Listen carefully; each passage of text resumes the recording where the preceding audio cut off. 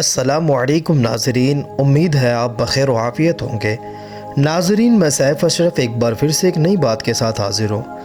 ناظرین، آج ہم بات کریں گے کہ مذہب اسلام میں قربانی کیوں ضروری ہے، اسلام میں بقرعید کیوں منایا جاتا ہے۔ تو ناظرین، پہلے آپ یہ جان لیں کہ اسلام میں شریعت کے جو بھی احکام ہیں ان میں سے ہر ایک احکام کے پیچھے کوئی نہ کوئی حکمت ہوتی ہے۔ اگر کسی بات کے لیے روکا جا رہا ہے تو اس میں بھی اسلام کی کوئی نہ کوئی حکمت ہوتی ہے کیوں روکا جا رہا ہے۔ آپ یہ بھی جان لیں کہ عید الفطر اسلام میں بہت بڑا دن مانا جاتا ہے، اور وہ اس وجہ سے کہ یہ اللہ کے بندوں کے لیے ایک بہت بڑا تحفہ ہے،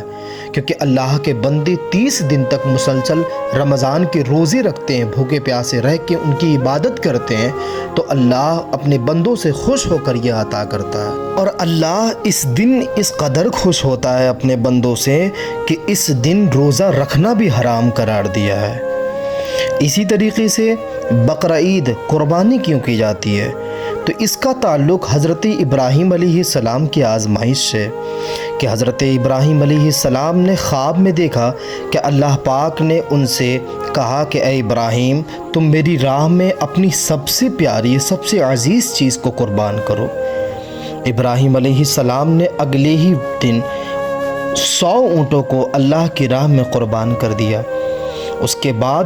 رات کو ابراہیم علیہ السلام نے پھر سے خواب دیکھا جس میں حکم ہوا کہ اے ابراہیم، تم اپنی سب سے پیاری چیز کو قربان کرو۔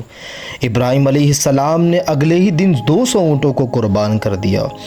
تیسری مرتبہ حضرت ابراہیم علیہ السلام نے پھر سے خواب دیکھا جس میں حکم ہوا کہ تم اپنی سب سے پیاری چیز کو قربان کرو۔ حضرت ابراہیم علیہ السلام نے اس بات کو بہت دیر سوچا، پھر خیال آیا کہ میری سب سے پیاری چیز میرا بیٹا میرا اسماعیل ہے۔ ابراہیم علیہ السلام نے اپنے بیٹے کو اللہ کی راہ میں قربان کرنے کا ارادہ کر لیا۔ ناظرین، آپ کو یہ بات بتا دوں کہ حضرت ابراہیم علیہ السلام کو اللہ نے تقریباً 80 سال کی عمر میں حضرت اسماعیل کو عطا کیا تھا، اور اسی اولاد سے پھر اللہ پاک نے حضرت ابراہیم علیہ السلام کو آزمایا۔ مگر حضرت ابراہیم علیہ السلام اللہ کے وہ خاص بندے تھے کہ اپنی اولاد کو بھی اللہ کی راہ میں قربان کرنے سے وہ نہ چوکیں، اور بغیر کسی شکوے شکایت کی وہ اللہ کی راہ میں قربان کرنے کے لیے تیار ہو گئے۔ اگلے دن حضرت ابراہیم علیہ السلام نے اپنی بیوی سے کہا کہ اے ہاجرہ، میرے بیٹے اسماعیل کو تم اچھے سے غسل کر کے نئے نئے کپڑے پہنا کر تیار کر دو، میں اپنے بیٹے کو دعوت پر لے کر جاؤں گا۔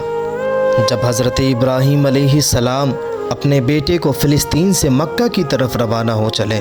تو اس وقت ابلیس آتا ہے اور پہلے آپ کی بیوی حضرت ہاجرہ سے جا کر کہتا ہے کہ اے ہاجرہ، کیا تم جانتی ہو کہ تمہارا شوہر تمہارے بیٹے کو کہیں دعوت پر نہیں بلکہ قربان کرنے کے لیے جا رہا ہے؟ ابلیس نے کہا کہ تمہارے بیٹے کو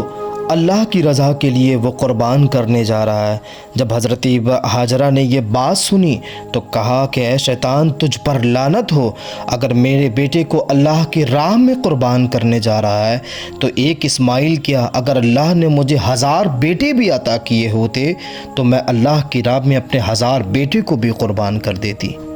شیطان نے دیکھا کہ جب یہاں بات نہ بنی تو وہ حضرت اسماعیل علیہ السلام کے پاس جاتا اور بھڑکاتا،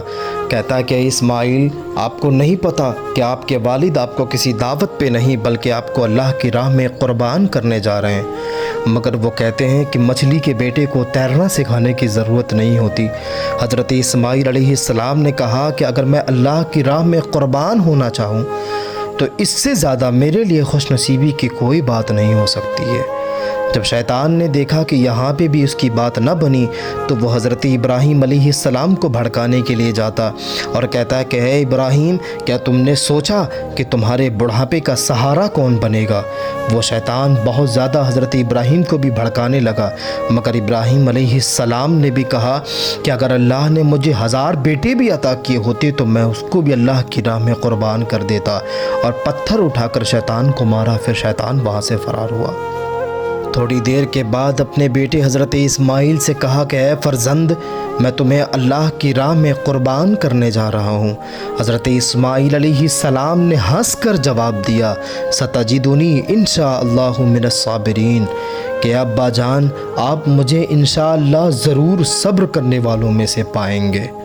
اور کہا کہ ابا جان آپ سے ایک گزارش ہے کہ جب آپ مجھے قربان کرنے چلیں تو آپ میرے جسم کو رسی سے باندھ دیں، اور جب میری گردن پر آپ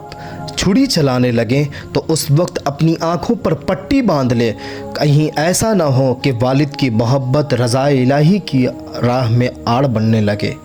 جب حضرت ابراہیم علیہ السلام نے اپنے بیٹے کی گردن پر چھری چلائی تو اللہ کے حکم سے حضرت جبرائیل علیہ السلام جنت سے ایک دمبا لے کر آتے اور اسماعیل علیہ السلام کی جگہ پر اس دمبا کو رکھ دیتے۔ حضرت ابراہیم علیہ السلام نے جب اپنی آنکھوں سے پٹی ہٹایا تو دیکھا کہ ان کا بیٹا اسماعیل ان کے بغل میں کھڑا ہے، تو حضرت ابراہیم علیہ السلام نے اللہ کا شکر ادا کیا اور غیب سے ندائی کہ اے ابراہیم، تم اپنے امتحان میں آج کامیاب ہوئے، اور تمہاری اسی طریقے کو، اسی سنت کو تمہارے پیروکار، تمہارے ماننے والے قیامت تک اس چیز کو کرتے رہیں گے۔